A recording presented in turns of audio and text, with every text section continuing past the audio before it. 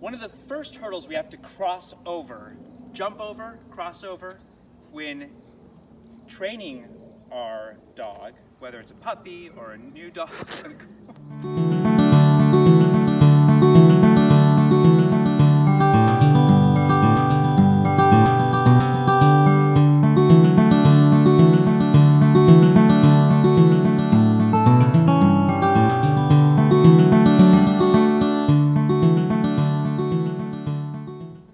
So you're trying to teach your dog how to walk on a loose leash by your side, also known as the heel command, or sometimes we call it let's go. And it's frustrating because the dog wants to pull ahead. The dog wants to go sniff what the dog wants to sniff. Puppy can be all over the place. A big, strong dog can, really do a number on your shoulder and on your self-confidence and ego if you take them out and they're pulling you all over the place. So how do we do it? Couple tips. First tip, start small. I know you want to go for a walk, but you got to start with a dance. You got to start with a conversation. So what I mean by that is find a small area where you can work your dog and practice your left-hand turns and right-hand turns. So Amia, as we've been practicing with her, Amia, let's go. Yes, good girl. We're practicing a lot of left-hand turns where we're putting spatial pressure on her, moving away, getting her to follow us. Yes, good girl. And I'm also introducing the word yes into the training. So I want yes to be a marker word. What do I mean by that?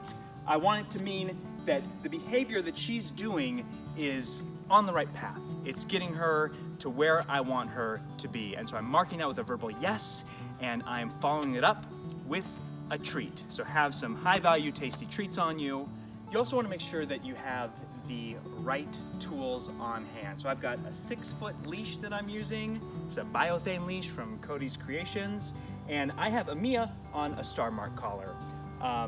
Choose whatever is appropriate for your dog. I don't know your dog. I don't know what type of collar or training tool is going to be right for them.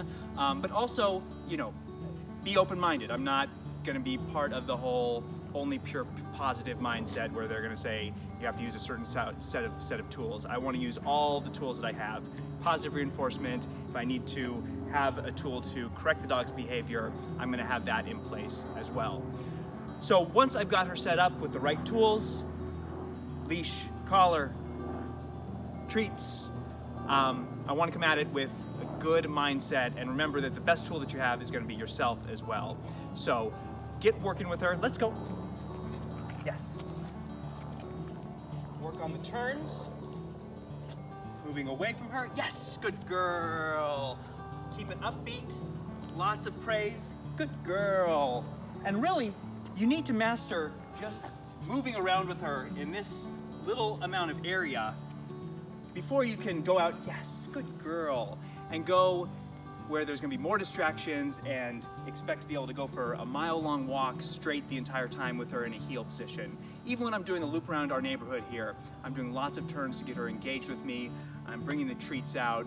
I'm making little kissy noises and boop, boop, boop, boop, little high-pitched noises to get her engaged with me because the world is very interesting. There's lots of value out there for her, and I want to make myself fun and interesting as well.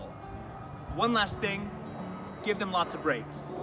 I like to teach the dog to go into a sit position and then give them the break command. Break, free dog, so that they understand that I'm going to let her sniff. I'm going to give her plenty of time to do that, but we have to be in dialogue about it. I'm going to have her just calmly come to a nice stop with me.